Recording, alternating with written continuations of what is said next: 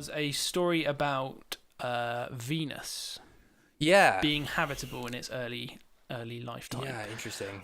Now, the article was it was reported in loads of different places saying Venus was once habitable, all this sort of stuff, and most of the articles were slightly maybe overselling the paper, the actual contents of the paper. So we read some of the paper, a lot of the paper, and I mean, that is what their conclusion is. Yeah. Sure. Yeah. But it's a modelling paper, so they sort of take various assumptions about Venus's physical characteristics over geological time and make some.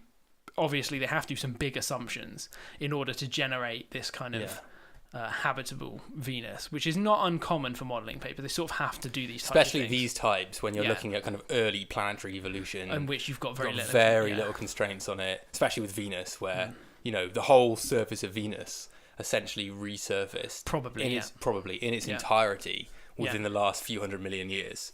So that's like on the Earth, even on the Earth, we have a fairly patchy geologic record going back, more than like a billion years or so. It gets pretty sparse, and that's because we've got active plate tectonics. Yes. But imagine what learning about like the ancient history of the Earth would be like if the entire surface had just been like completely erased. It's just like a Hawaiian basalt. It's just totally refreshed. Yeah. Like someone had clicked refresh about like 200 million years or 500 million years ago. Well, it's resurfaced. That doesn't mean there's not old bits of it that are buried. That's true. I mean, I don't know if you core down into the Vesuvius. Well, no one knows because no one's actually done this. Yes, but core down into Venus's like upper mantle or just the crust, or I don't know how Venus is structured. Anyway, I imagine if there's a resurfacing event, that just means that there's lots of volcanic activity and overlain. Yeah. You might still be able to get some geological history out of burying down, unless the entire thing overturned, literally overturned. Yeah.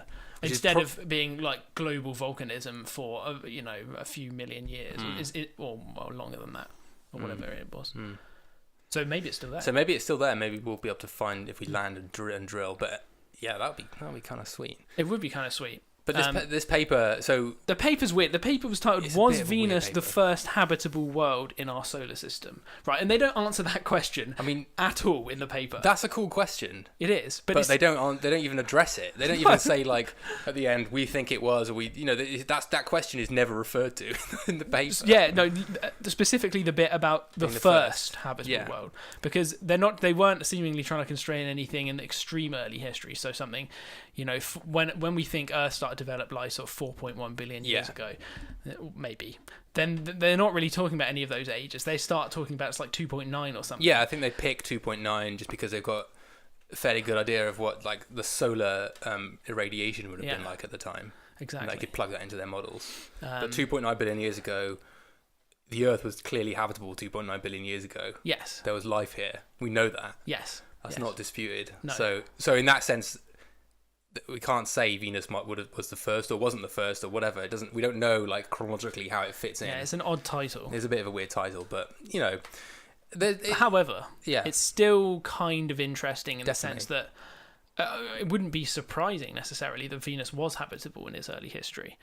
Really, I mean, there's no reason to suspect it wouldn't have gone through some stages of planetary evolution that are somewhat analogous to those that happen on Mars and Earth. Yeah, I mean, it's a kind of similar planet. Similar planet forming in a similar part of the solar system, so it would have had fairly similar materials. Yeah, similar part of the protoplanetary disk, really.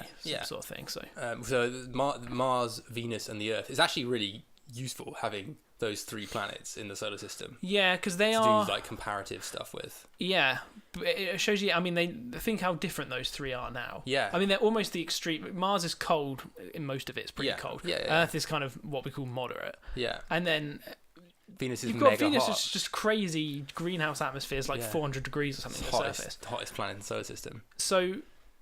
But despite the fact that they're from this very similar part of the protoplanetary, and yes, Venus is closer to the sun, but that's not the reason why it's so hot. It's because of the greenhouse gases in the atmosphere. Yeah. It makes a great. It shows you how much diversity in planetary evolution you get in such a small part of the protoplanetary disk, potentially from lots of other different changes in terms of the different sizes of the planets, maybe the moon forming impact, all these different things that contributed to Earth being the way it is, and Venus being the way it is, and Mars being the way it is.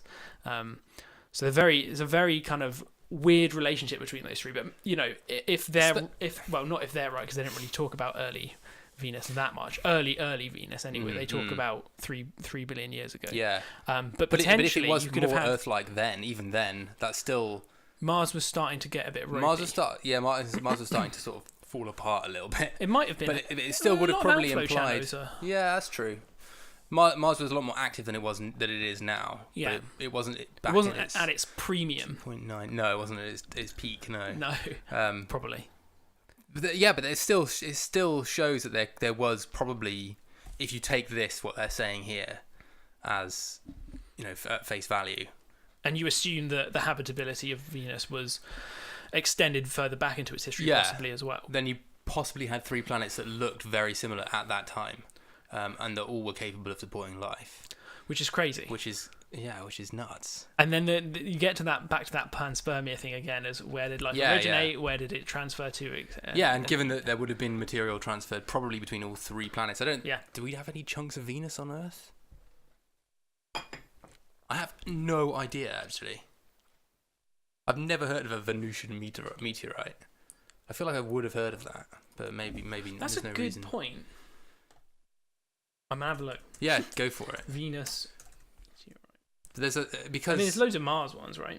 Yeah, there's tons of Mars ones. I wonder if it's for some orbital mechanics reason less likely for inner planets to chuck stuff towards outer planets. I think there's some suggestions that some of them might be from Venus. I guess part of the problem.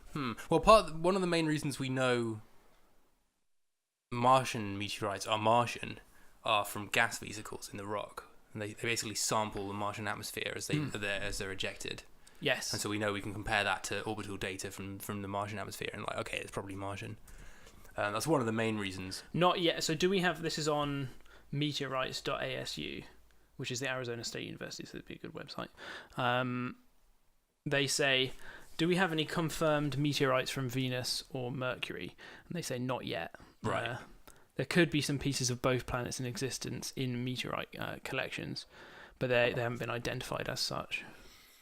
Yeah, I mean, it would seem probably a bit crazy to suggest you would expect that there was nothing ever transferred. Certainly expect there to be transfer of material between them. There's no reason, unless there is some orbital mechanics reason why you would expect them to. I was thinking, but I don't only know move if there inwards is. In the solar system instead of outwards, or I don't know why, but whatever.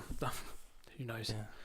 Yeah, but so there probably was a time where you had 3 planets. Well, it seems like there may have been a time. It's not ridiculous. I think it's not a ridiculous suggestion. I mean, Venus likely had a shitload more water. It's quite dry now in terms of. When I say dry, I don't mean just liquid water. I mean just water generally. It actually has a pretty shitty level of amount of water in its got a lot of atmosphere, nitrogen, hasn't it? Tons of nitrogen, tons of carbon dioxide. I think the idea is that most of the water has been lost to space. Yeah. And if you backtrack, because it's got some ridiculous T2 deuterium hydrogen ratio, which basically is like a signature for water loss to space. The heavy stuff gets left behind. Yeah, the heavy stuff gets left behind. Yeah, exactly. It's got some ridiculously high DH ratio, which basically, if you backtrack that, it used to have a shitload of water. Sure. So if the temperatures were low enough, then that water would have been liquid. Sure. So who knows? But the potential for 3 habitable planets in the early solar system is very interesting. It is very intriguing. One of the main things that came out of their model was this concept of rotation speed as well, so that slow rotation for something like Venus actually makes seemingly kind of weirdly makes it a lower temperature. I don't quite understand exactly how that works, but I think one of the implications they're saying is that if you find a Venus-like exoplanet, instead of assuming that it's just horrendously hot, you should look at the rotational speed, because that's going to be quite important for surface temperature. Which is another cool thing that's come out of this.